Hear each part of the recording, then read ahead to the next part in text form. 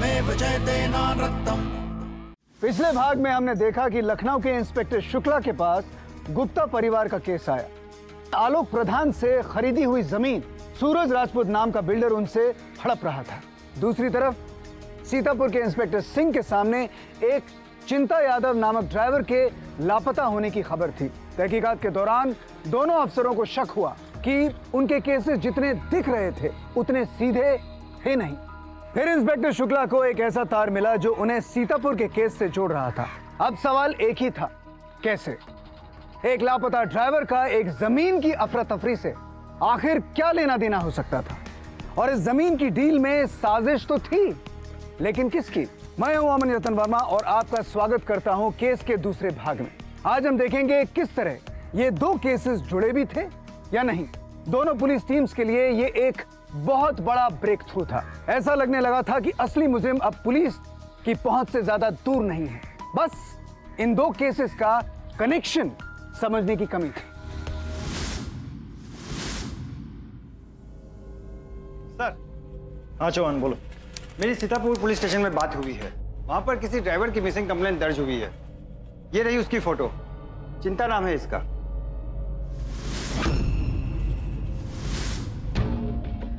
वहां की पुलिस इसकी तहकीकात में लगी हुई है।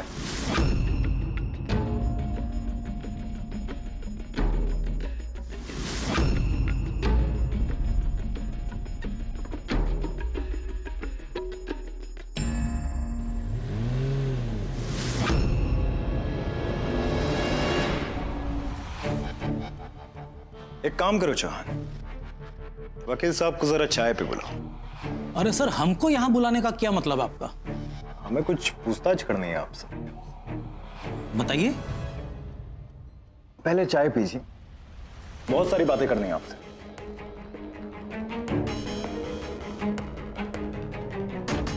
पहचानते हैं इसको?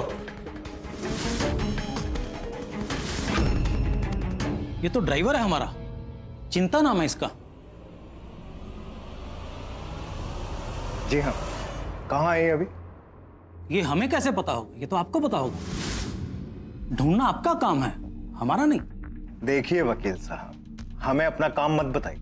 हमें अच्छी तरह अपना काम पता है, तभी आप यहाँ पे पूछताछ के लिए लाए गए हैं। देखिए, अगर आप ये सोच रहे हैं कि चिंता के गायब होने में हमारा हाथ है तो आप गलत सोच रहे हैं। पेशे से वकील हम सर। जितना कानून को आप जानते हैं उतना ही कानून को हम भी जानते हैं। अब बिना वजह किसी को बुलाकर यहां परेशान नहीं कर सकते।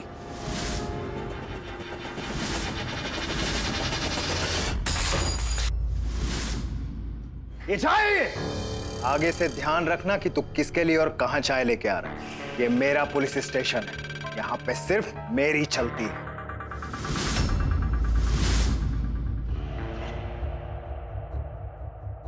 हाँ जी वकील साहब, क्या बोल रहे थे आप? सर, मैं आपको यह बता रहा था कि चिंता के गायब होने में हमारा कोई हाथ नहीं है। आप खुद ही सोचिए, भला कि ड्राइवर को हम खुद क्यों गायब करवाएंगे?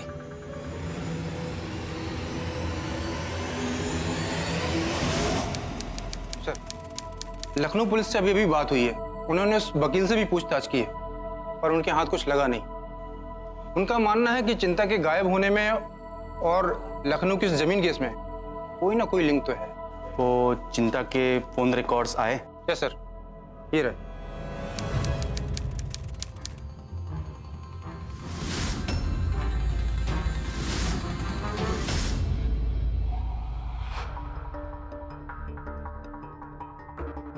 Thank you.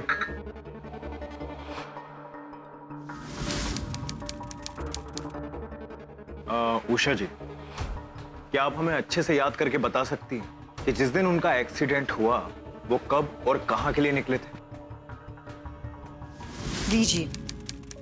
आपका रोज रोज लखनऊ जाना जरूरी है क्या? अरे उषा, समझा करो, मैं बहुत ही जरूरी काम से जा रहा हूँ और फिर शाम तक वापस आ रहा हूँ ना।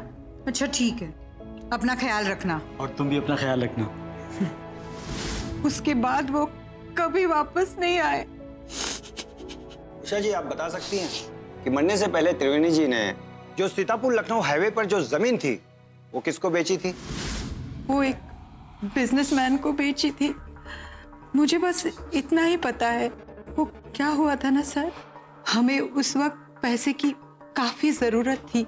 मुझे किडनी की बीमारी थी और डॉक्टर ने ऑपरेशन करने को कहा था। हमारे पास तो पैसे ही नहीं थे, इसीलिए जमीन बेचनी पड़ी। आप इसको जानती हैं? कभी मिली आप इनसे?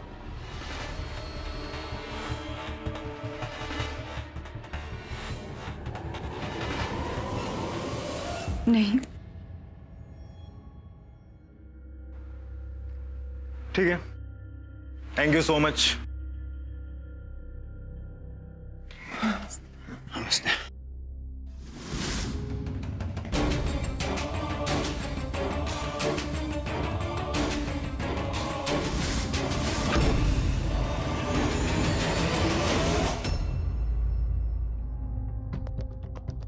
चौहान, इनके घर और रहने सहने को देखकर ऐसा लग रहा है कि इनके पास पैसे की कोई कमी नहीं है। एक काम करो, तुम नजर रखो इसकी बीवी पर, क्योंकि कुछ ऐसा जरूर है जो अभी तक हमें दिखाई नहीं दे रहा है। वकील का ड्राइवर चिंता और त्रिवेणी दास की मौत में जरूर कोई लिंक है।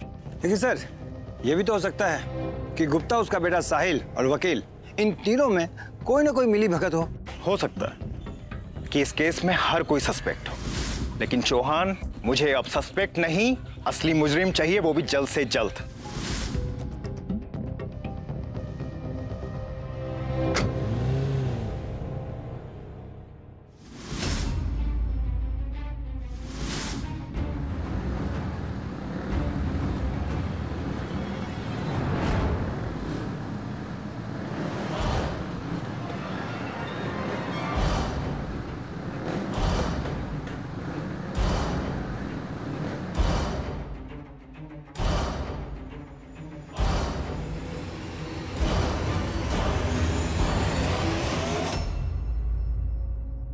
बिजनेसमैन सूरज राजपूत, उनका वकील राय, जमीन पर दावा करने वाला गुप्ता और उसका बेटा साहिल, सभी पुलिस की नजर में थे। पुलिस को यकीन था कि इनमें से कोई ऐसा है जो उन्हें गुमराह करने की कोशिश कर रहा है। लखनऊ के इंस्पेक्टर शुक्ला और सीतापुर के इंस्पेक्टर सिंह, दोनों को यह पता था कि इन केसेस के एक होने से उन्हें एक साथ इसकी तहकीकात करनी होगी। दोनों केसेस में कई सवाल थे जिनके जवाबों की जरूरत थी। जमीन आखिर थी किसकी और हड़प कौन रहा था, और लॉयर राय का ड्राइवर चिंता आखिर कहां गायब हो गया था। कहीं दोनों टीम्स को यकीन था कि इन सब सवालों के जवाबों में ही इन केसेस का सलूशन छिपा था। मिस्टर शुक्ला, ये चिंता की फाइल पिछले कई दिनों से ये गायब है। पूछताछ में ऐसा पता चला है कि शायद ये अपने ही मालिक के यहाँ चोरी कर भागने वाला था, और हमें ये शक है कि ये मिसिंग केस नहीं है, ये खुद से ही भाग गया है। सर, हमने ये कॉल रिकॉर्ड्स निकाली हैं, पर ज्यादा कुछ हमें हाथ लगा नहीं है। ये तो सेम लोकेशन है जहां त्रिवेणी दास का एक्सीडेंट हुआ था। त्रिवेणी दास का एक्सीडेंट केस? हाँ, अभी कुछ समय पहले यहाँ के गोमती घाट में एक आदमी का एक्सीडेंट हो गया था।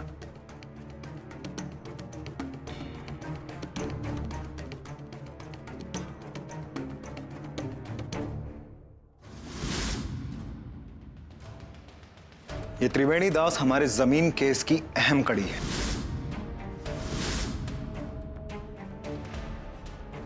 जमीन का एक ऐसा ही केस कुछ दिनों पहले हमारे थाने में दर्ज हुआ है।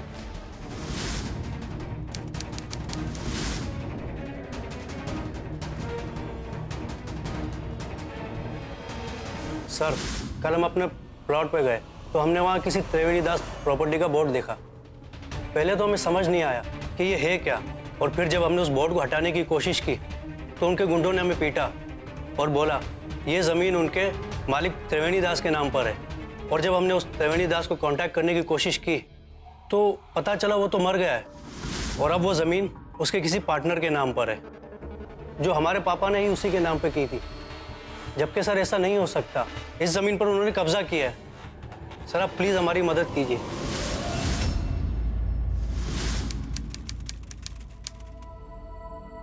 क्या चल रहा है मिस्टर सूरज? बस वो फैक्ट्री का कंस्ट्रक्शन शुरू करवाना है, तो उसी के बारे में डिस्कशन चल रहा है हमारा। मिस्टर सूरज, अभी तक तो ये भी डिसाइड नहीं हुआ है कि जमीन किसकी है, और आप लोग वहां कंस्ट्रक्शन का सोच रहे हैं। कानूनन ये जमीन इन्हीं की है। मिस्टर गुप्ता से पहले ये जमीन हम ही ने खरीदी थी। अब तो मैटर एकदम से क्लियर है और अब तो कोई सवाल ही नहीं उठता। सवाल तो बहुत सारे उठते हैं वकील साहब, और उनके जवाब हमें आप ही से मिलेंगे। पकड़ो इसे। आप मुझे ऐसे अरेस्ट नहीं कर सकते। हमें पता है कि आपको कानून की बहुत नॉलेज है, इसलिए कोर्ट के पेपर लेके आए आपके लिए।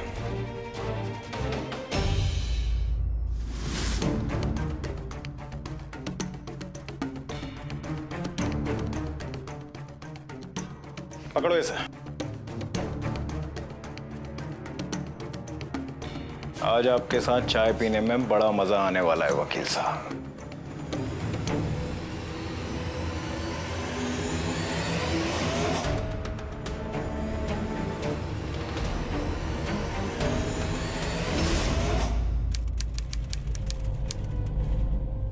चिंता कहां है बता? ये क्या कह रहे हैं आप? चिंता के बारे में मुझे कुछ नहीं पता। पता तो तुझे सब है, बस बता नहीं रहा है। बहुत कानून पता है ना तुझे। अब हम तुझे सिखाएंगे कि कानून क्या होता है। दिखाओ फोन। ये देख, चिंता और तेरे फोन रिकॉर्ड। जिस दिन चिंता गायब हुआ था, तुम दोनों की मोबाइल लोकेशन सेम है और उसी लोकेशन पे चिंता का फोन ऑफ हुआ था। वकील है ना तू, इतना तो पता होगा तुझे कि ये सबूत काफी है तुझे अरेस्ट करने के लिए। बोल।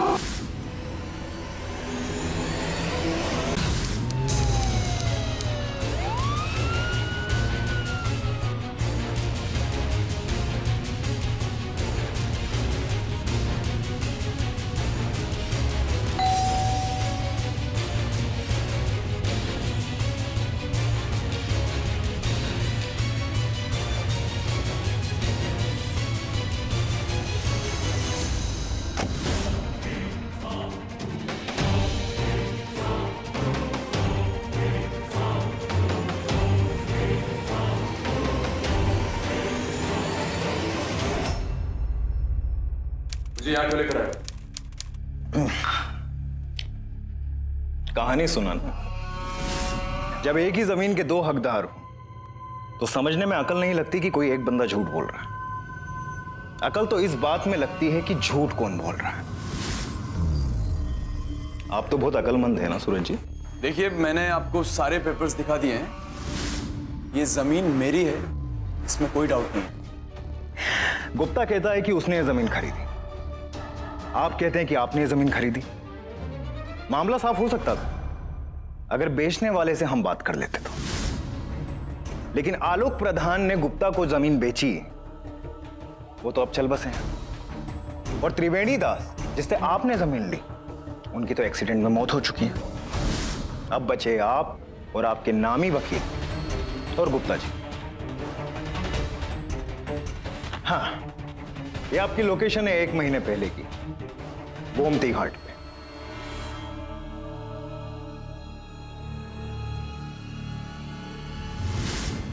गोमती घाट पे क्या कर रहे थे आप? हाँ, याद आ गया मुझे। मैं कुछ काम से सीतापुर गया था, तो गोमती घाट क्रॉस करना पड़ता है ना, बस इसलिए। सच में बहुत जरूरी काम रहा होगा ना, इतना बड़ा आदमी गोमती घाट पे गया था। मुझे कुछ प्रॉपर्टी लेनी थी, इसलिए गया था मैं वहां। हाँ, गोमती घाट पे? नहीं। उस दिन आधा घंटे के लिए तुम्हारा मोबाइल लोकेशन गोमती घाट बता रहा था। कोई बहाना है तुम्हारे पास या मैं बताऊं? तुम्हारे गोमती घाट से जाने के कुछ घंटे बाद हमें वहां बुलाया गया एक एक्सीडेंट केस के लिए। ड्राइवर बुरी तरह जल चुका था। उसकी जेब में से लाइसेंस मिला जिस पे त्रिवेणी दास लिखा हुआ।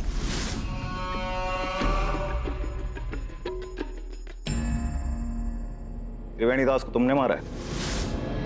क्या करने गए थे गोमती घाट पे तुम आधे घंटे के लिए? देखिए, मैंने ऐसा कुछ नहीं किया। मैंने आपको कह दिया, मैंने ऐसा कुछ नहीं किया है। अब तुम सच बोल रहे हो।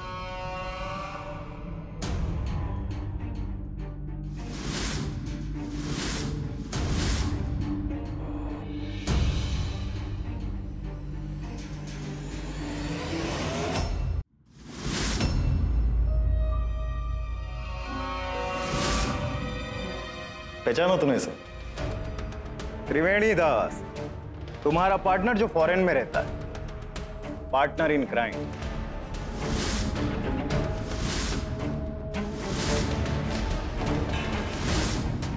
चौहान, तुरंत त्रिवेणी की वाइफ के फोन रिकॉर्ड्स निकालो और खबरी को अलर्ट करो।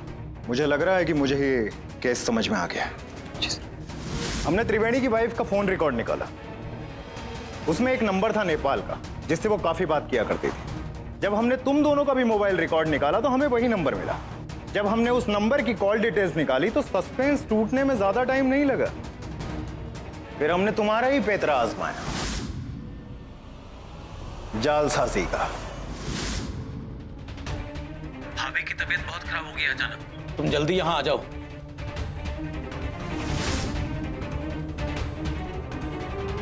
ये हुई ना बात। आज तूने कानून का गवाह बनके साबित कर दिया कि तू बहुत बड़ा वकील है। क्या बात है।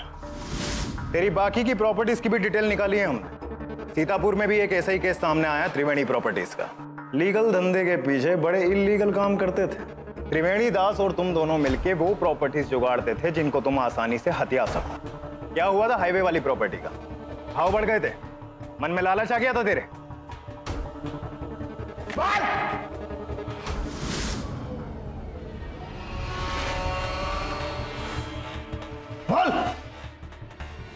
पता था।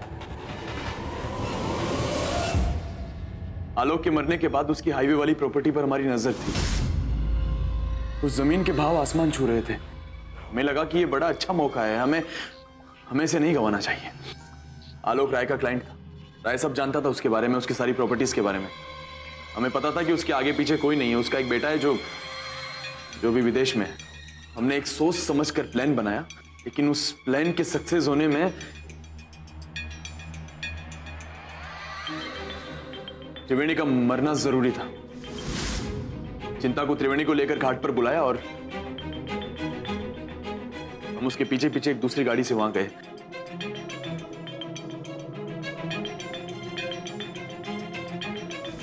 वहां मौका मिलते ही हमने उसको बेहोश किया और पत्थर से मार मार कर उसका चेहरा बिगाड़ दिया ताकि उसे कोई पहचान ना सके।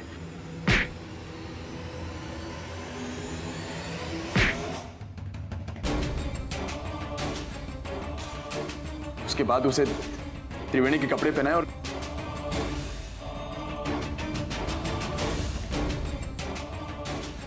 गाड़ी में रखकर गाड़ी में आग लगा दी। हमने सोचा कि इससे सबको ये एक एक्सीडेंट लगेगा। उसके बाद त्रिवेणी को मैंने नेपाल भेज दिया और यहां राय की मदद से मैंने सारे नकली पेपर बनवा लिए थे। उसी नाम से अपने नाम करवा ली। हमेशा उसी जमीन को देखा करते थे जिसके ओनर मर चुके थे, ताकि हम पर कोई शक ना करे, किसी को हमारे खिलाफ कोई सबूत ना मिले।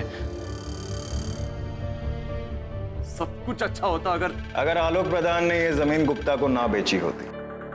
आलोक प्रधान को अपने वकील राय पे बिल्कुल भरोसा नहीं था। शायद इसीलिए उसने ये जमीन बेचने वाली बात उसे नहीं बताई और तुम लोगों की जिंदगी में एक कांटा आ गया।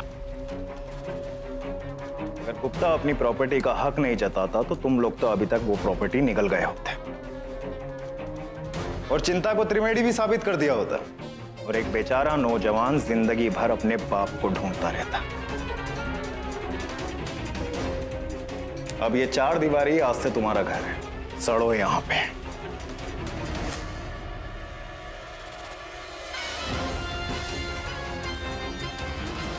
कई दिनों की कड़ी मेहनत, लगन और सोच के बाद आखिरकार लखनऊ और सीतापुर पुलिस टीम्स ने इन केसेस को सुलझा ही लिया।